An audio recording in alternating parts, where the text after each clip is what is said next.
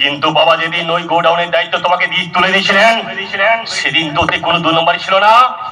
আমি ওই 2 নম্বরই ফাঁদে পা দিয়ে 2 নম্বর হয়ে গেছে। তাই বাবা মেয়ের মতো দাদা বন্ধুকে বাড়িতে কাটিয়ে দিয়েছো। ফুলের মতো নিষ্পাপ ছোট ভাইয়ের মিতে তোমার বুকে একটু রেখাপাত করতে পারিনি। দাদা, আমি ভুল করেছি, আপনি আমাকে ক্ষমা করে দিন। বাদ ছেড়ে দাও।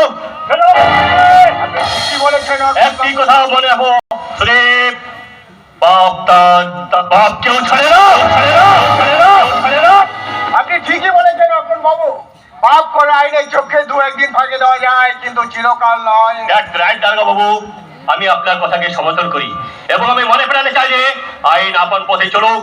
তাতে যদি আমাকে কোনো ত্যাগ স্বীকার করতে হয় আমি প্রস্তুত। বাবু চলুন সুদীপ বাবু, আপনার গোডাউন আমি সার্চ করব। কিন্তু কোন বেসিকে আপনি আমার গোডাউন সার্চ করতে চাইছেন?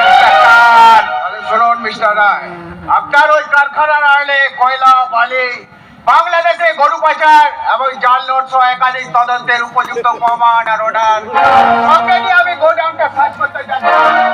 দাঁড়া ইন্সপেক্টর, আপনাকে আমি 2 লাখ টাকা দেব। এই টাকা নিয়ে সমস্ত প্রমাণ অর্ডার লোপাট করে পুলিশগুলো টাকার জন্য নিজের সিদ্ধান্তটা বিক্রি করে দিয়েছে। আর বড়সড়ের লোভে শাসক দলে দলদাসে পরিণত হয়েছে। আপনি কিনা আমার সেই সব পুলিশের গায়ে